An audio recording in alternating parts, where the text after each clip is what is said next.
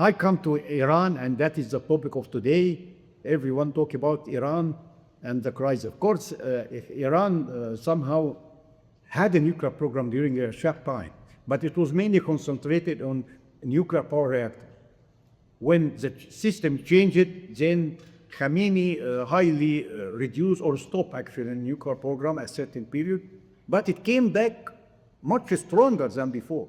And it was not known actually to the IAEA or other till 2003, when intelligence and maybe satellite images, etc., started to see, no, there is something happening related to plus this EQ, and then Iran declared, actually, started to declare its program.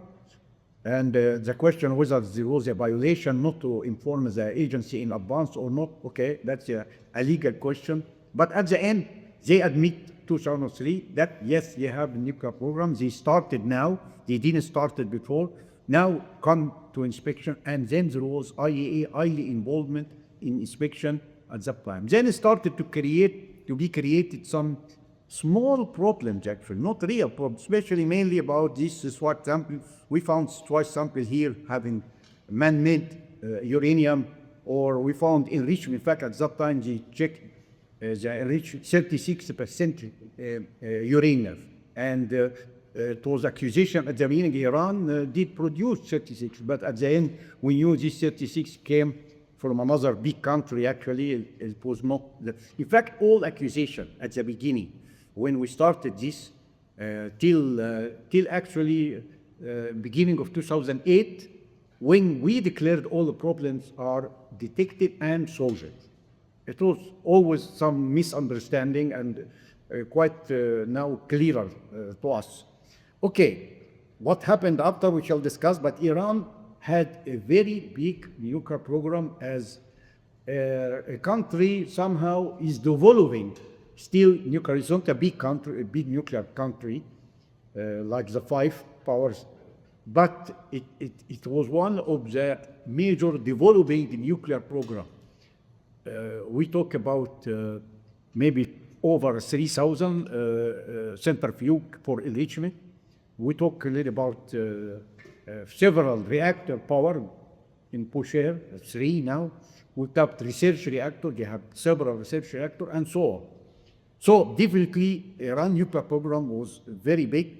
Whether it was really meant for nuclear peaceful application or non-peaceful, we can discuss that later. But after that, there was a lot of, in order to pass quickly, it was a lot of activities, water agreement, but the last one, which was they call it 5+1, or July 2015 JCPOA agreement. It was Iran accepted several limitations to their nuclear special enrichment program, and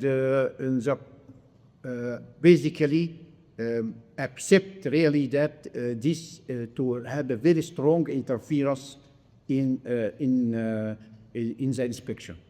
The IAEA inspectors had been delegated to perform all this JCPOA activity, which was a huge activity. There were several officials, maybe up to 10 persons, maybe more sometimes, almost permanently staying in ship in Iran. They covered all these facilities, sometimes on daily basis or weekly basis. So Iran became the state #1 under inspection, safeguard inspection. In fact, half maybe of some people say half of a safeguard efforts of the IAEA was done for Iran. So it was extremely heavily inspected state. But it came the President Trump in 2018, and after 2-3 months of his election, come to withdraw from this agreement, and reactivated the sanctions and so on. That started to make Iran also stop some of the activities of this after 1 year. Then Iran expanded, caused a lot of trouble. I'm not going into details, but since over maybe 1.5 years or so, or maybe more, started to produce a highly enriched uranium of 60%. And that was something quite new. It was not clarified to us why you produce 60%, what the need to have such a highly enriched uranium, which we know it is definitely not far from the 90% which highly enriched uranium used for nuclear weapons.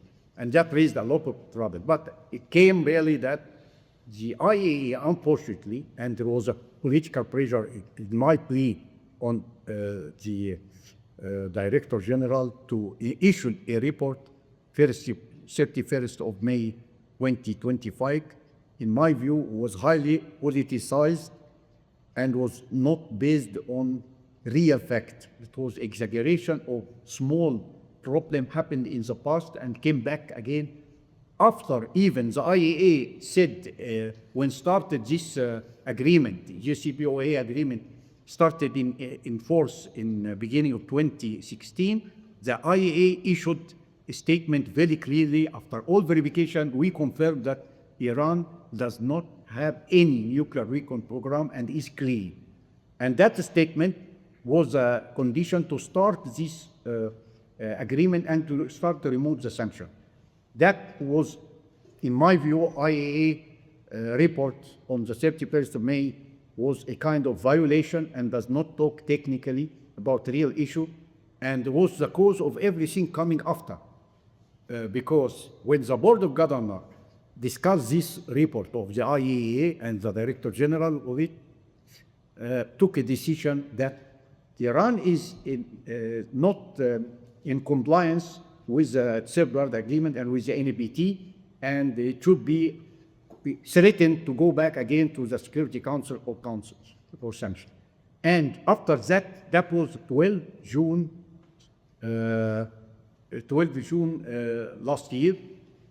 Only hours from that decision, Israel started to attack nuclear facilities on a very wide scope and destroy several facilities. That's how it looks, the nuclear facilities in Iran, and also how many sites are bombarded. There are many sites really, but 6 of them are of important value, particularly the 3 we always hear about them in the media, in Natanz and Fordow and in Isfahan.